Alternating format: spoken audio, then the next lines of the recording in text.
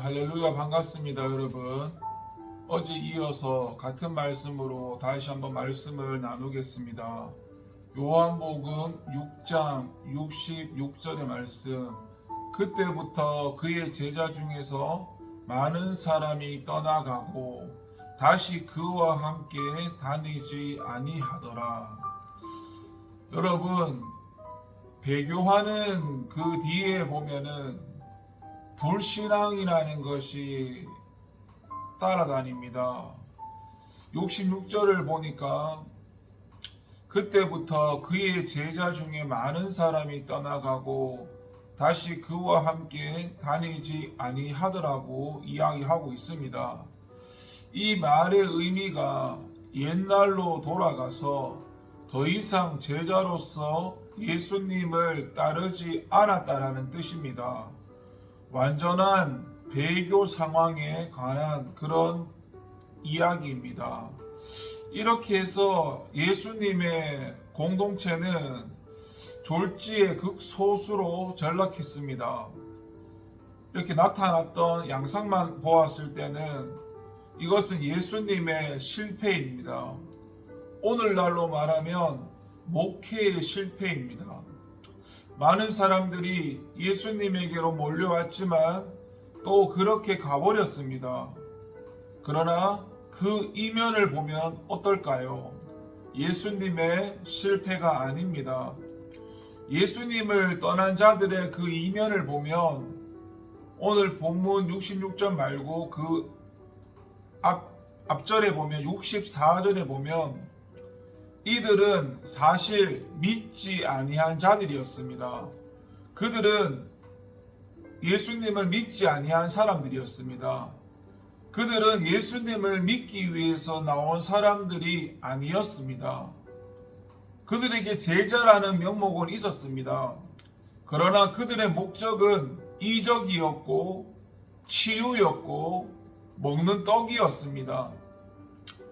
예수님의 지배를 받고 그의 명령을 따르고 그가 원하는 대로 살겠다는 생각은 아예 처음부터 없었던 사람들입니다.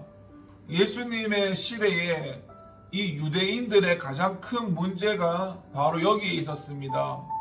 그들에게는 근본적으로 믿음이 없었습니다. 예수님께서 그들을 향해서 마태복음 12장 39절에서 악하고 음란한 세대라고 말씀하셨습니다.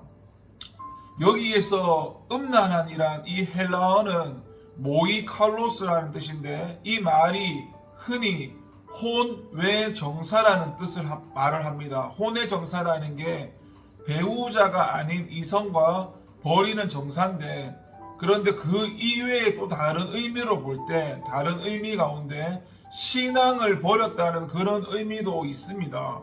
그러니까 그들에게는 신앙이라는 게 없었습니다. 신앙을 버린 세대가 바로 예수님 시대의 사람들입니다. 그들의 특징입니다. 왜 그들이 예수님을 보고 기적을 보고 말씀을 직접 들었으면서도 구원에서 제외되었을까요? 다른 이유가 없습니다. 그들에게는 근본적으로 믿음이 없었기 때문입니다. 형식적인 믿음뿐이었지 신실한 믿음이 없었던 것입니다.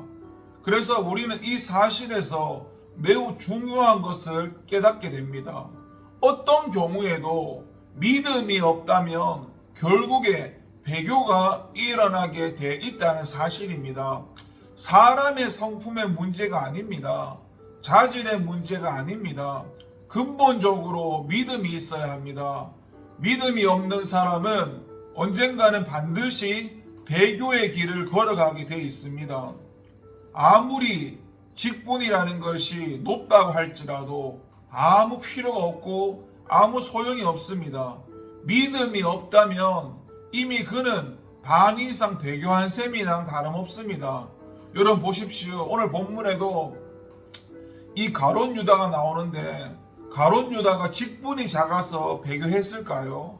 직분으로 따지자면은 어느 제자도 따를 수 없는 그런 회개를 맡은 인물이 가룟 유다입니다.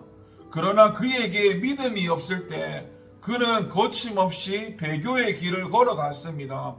그래서 성도에게 가장 시급히 치유받아야 할 것이 있다면 불신앙입니다. 여러분, 우리가 가장 안타까운 마음으로 성찰해야 할 것이 있다면 그것이 바로 믿음입니다. 돈도 아니고 혈통도 아니고 성경 지식도 아니고 오직 믿음만이 예수님의 제자됨을 확정할 뿐입니다. 꼭 명심하시길 바랍니다.